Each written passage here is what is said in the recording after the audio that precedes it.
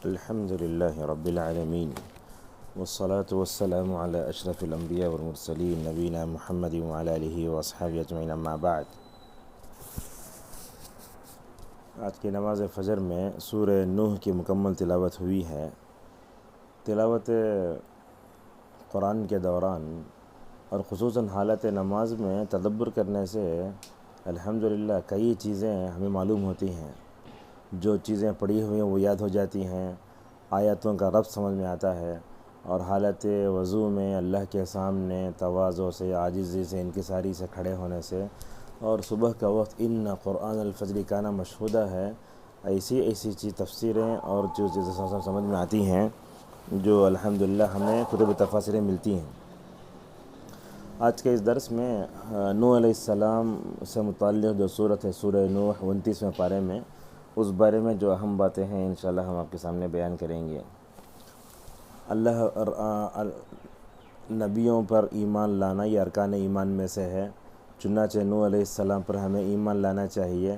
اگر کوئی نوح علیہ السلام کا انکار کرتا ہے، ان کی نبوت کا انکار کرتا ہے، تو وہ گویا سارے نبیوں کا انکار کرتا ہے۔ اسی لیے سورہ شعراء میں کہا کذبت قوم نوح المرسلین۔ نوح یہ دوسرے نبی ہیں۔ بعض علماء کہتے ہیں کہ آدم کے بعد شیس آئے، لیکن صحیح بات تو یہ ہے کہ آدم علیہ السلام کے بعد نوح علیہ السلام آئے۔ نوح یہ لفظ کیا ہے؟ تو بعض نے کہا کہ زیادہ روتے تھے خشیت سے، ناح یا نوح سے ہے، لیکن یہ سمجھتا ہوں میں تکلف ہے۔ علامہ ابن کثیر رحمہ اللہ کہتے ہیں کہ یہ عجمی لفظ ہے، لہٰذا اس کو عربی بنانے کی کوشش نہیں کرنا چاہیے۔ آدم ثانی کہا جاتا ہے، پورے قرآن میں 40-35 مرتبہ ان کا ذکر ہوا ہے۔ نوح کا قصہ تقریباً 6 سورتوں میں کہتے ہیں، لیکن اور زیادہ ہیں۔ علامہ ابن کثیر رحمہ اللہ نے سورہ آل عمران کی آیت ان اللہ اصطفى آدم ونوحا وآل ابراہیم وآل عمران العالمین ذریۃ بعضها من بعض واللہ سمیع علیم، اس آیت کی تفسیر میں لکھا ہے کہ دنیا میں سب سے بہترین 4 گھر تھے، اس میں گھر حضرت نوح علیہ السلام کا تھا، جن کو اللہ تبارک و تعالیٰ نے چنا۔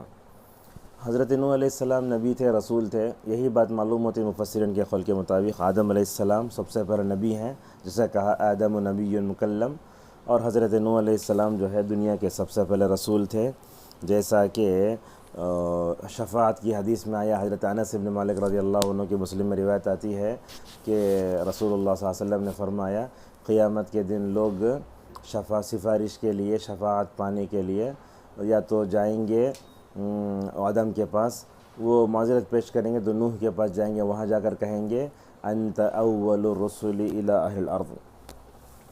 آدم سے لے کر 10 صدیوں تک پورے لوگ جو ہے توحید، جیسا کہ حضرت عبداللہ ابن عباس رضی اللہ عنہ کہتے ہیں کان بین آدم و نوح 10 قرون کلہم علی التوحید، کہا کہ آدم سے لے کر نوح علیہ السلام تک کے زمانے تک 1000 سال دنیا توحید پر رہی، مگر جیسے ان کے اندر اختلاف عقیدے کا آیا تو وہیں سے پریشانی شروع ہوئی۔ نوح علیہ السلام نے اپنی قوم میں دعوت کا کام کیا۔ سورہ عنکبوت میں آتا ہے فَلَبِثَ فِيهِمْ أَلْفَ سَنَةٍ إِلَّا 50 عاما، کہ 950 سال ٹھہرے رہے۔ قرآن کی وہ صورتیں جن میں حضرت نوح علیہ السلام کی اور ان کی دعوت کا ذکر ہے وہ یہ ہیں: سورہ آل عمران، سورہ اعراف، سورہ یونس، سورہ ہود، سورہ انبیاء، سورۃ المؤمنون، سورۃ الشعراء، سورۃ العنکبوت، سورۃ الصافات، سورۃ القمر، سورۃ التحریم اور سورۃ نوح علیہ السلام۔ حضرت نوح علیہ السلام کی صفات کیا تھے؟ حضرت نوح علیہ السلام اللہ تعالیٰ کے مخلص بندوں میں سے تھے۔ حضرت نوح علیہ السلام اللہ تعالیٰ کے محسنین میں سے شمار ہوتے ہیں۔ انہ یحب محسنین کا لفظ آتا ہے قرآن میں۔ اور حضرت نوح علیہ السلام کو اللہ پہ توکل زیادہ تھا، بھروسہ تھا اور شکر بھی تھا، جیسا کہ اللہ تعالیٰ جہاں معراج کا قصہ تذکرہ فرماتا وہیں کہتا ہے انہ کان عبدا شکورا۔ اللہ تعالیٰ یہ بتانا چاہتا ہے بنی اسرائیل اگر تم نوح علیہ السلام کی طرح شکر کرتے تم بھی نجات پا جاتے۔ وہ تو نجات پا گئے، مگر تم ناشکری کر کے نعوذ باللہ کیا ہو گئے؟ ہلاک ہو گئے۔ حضرت نوح کی شخصیت میں اور ایک چیز ہے تواضع اور خدمت خلق کا جذبہ کوٹ کوٹ کے بھرا تھا۔ نوح علیہ السلام کی دعوت جو اللہ نے ذکر کی ہے کہ نوح علیہ السلام اپنی قوم میں گئے تو ہر ایک انداز سے اپنی قوم کو ڈرائے، مثلاً سری دعوت، جہری دعوت، استغفار کا حکم، کائنات میں غور کرنے کا حکم بھی دیا، جب 9.5 سال گزر گئے تو اللہ فرماتا ہے وما آمن معه الا قلیل، بہت کم لوگ ایمان لائے۔ اللہ اکبر، ہم دعوت کا کام کرنے گئے، اصلاح کا کام کرنے گئے، ایسی صورت میں اگر کوئی بات نہیں مانا تو ہمارے دل کو کتنی ٹھیس پہنچتی۔ ہم کیا چاہتے ہیں؟ دعوت کا کام کر کے نتیجہ فوراً 5G 6G کی طرح آج نہ سمجھتے نہیں ہوتا وہ۔ لہٰذا وما آمن معه الا قلیل میں ایسے معلوم ہوتا ہے کہ یہ دعوت کا جو راستہ ہے، توحید کا راستہ ہے، یہ کثرت سے مطلوب نہیں ہے۔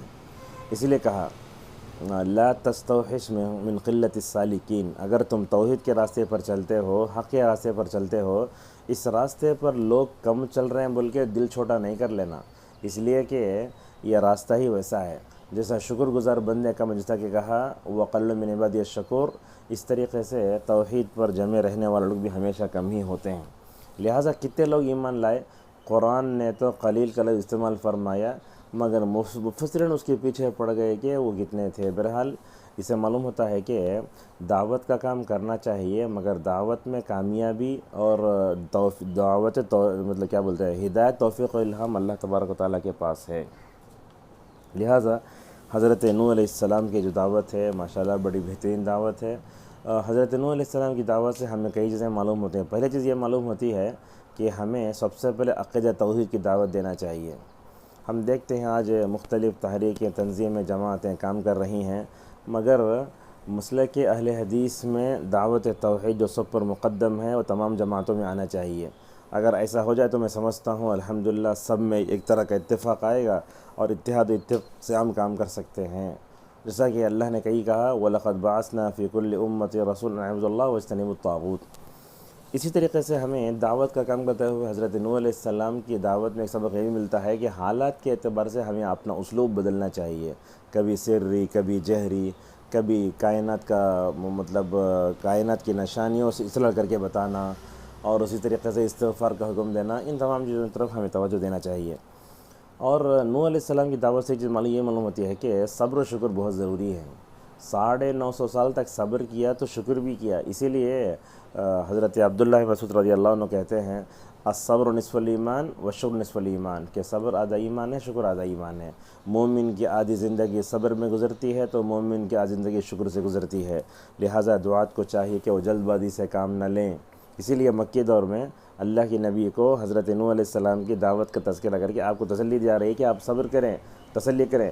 دوسری طرف قوم نوح جسے ہلاک ہوئی اس کا تذکرہ کر کے کفار قریش کو اور دعوت توحید کے سارے مخالفین کو، معاندین کو منہ توڑ جواب دیا گیا کہ اپنے انجام کے بارے میں دیکھ لو۔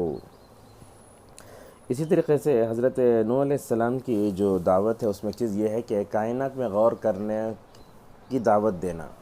حضرت ابراہیم کو بھی دیکھیں آپ، وہ سورج کو دیکھے، چاند کو دیکھے، ستارے کو دیکھے، آخر میں بولے ان تمام کا پیدا کرنے والا میرا رب ہے۔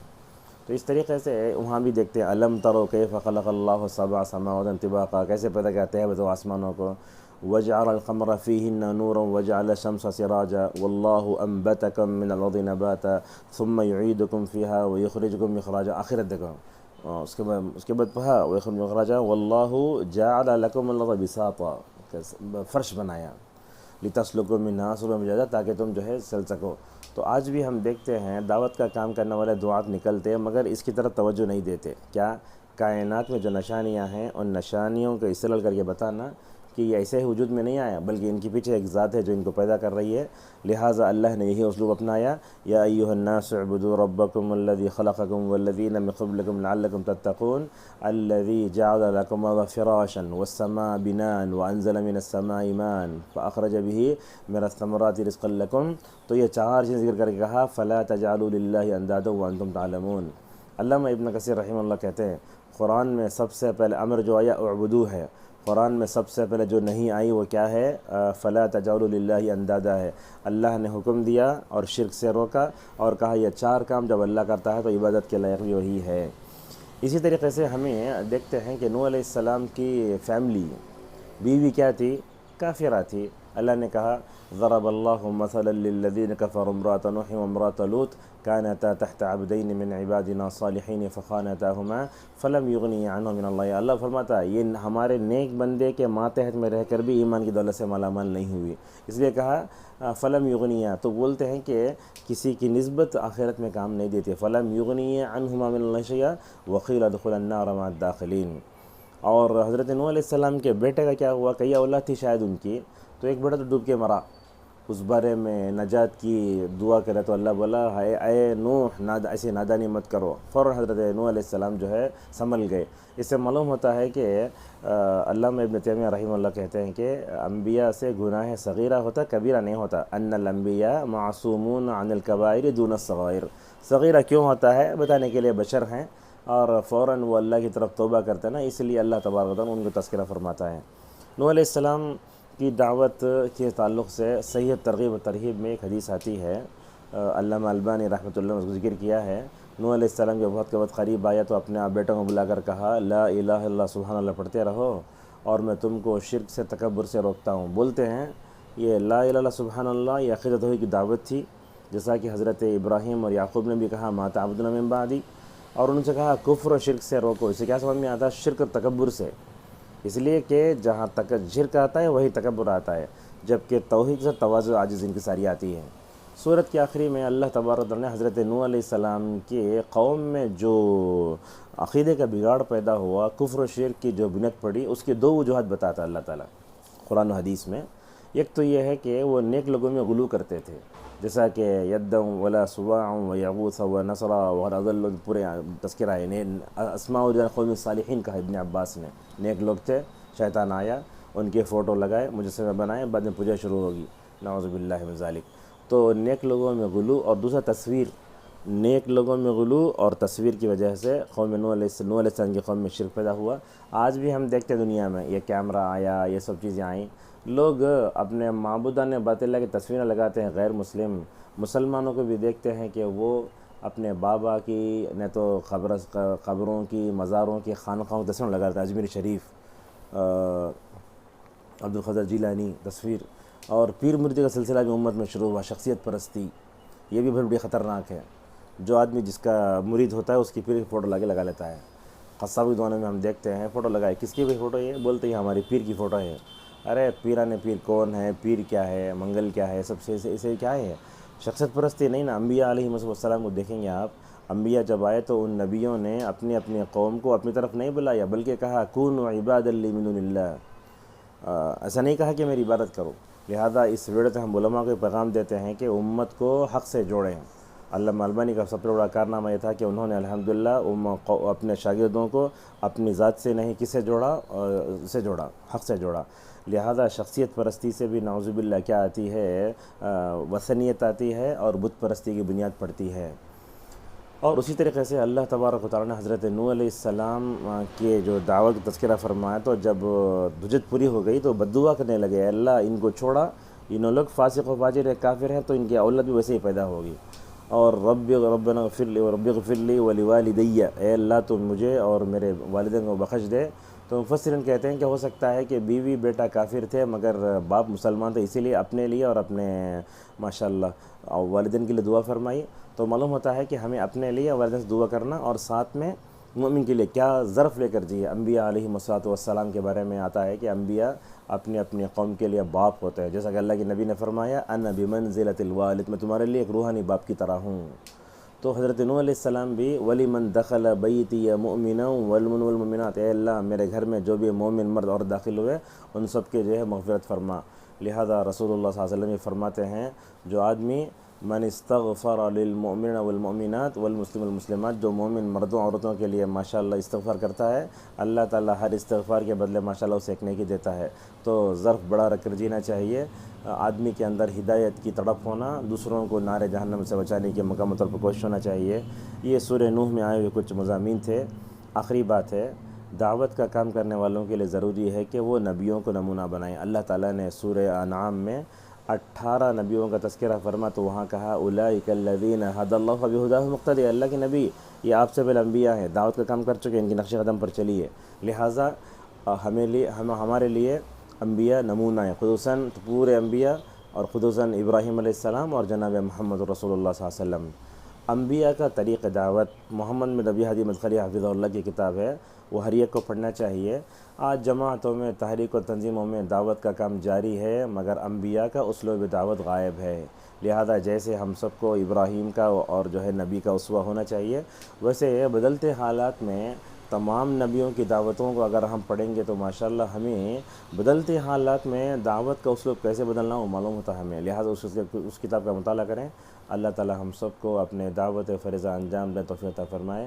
اللہ انبیاء کرام علیہم الصلاۃ والسلام کا طریق دعوت ہے، اللہ ہم سب کو اس طریق دعوت کو اپنا توفیق عطا فرمائے۔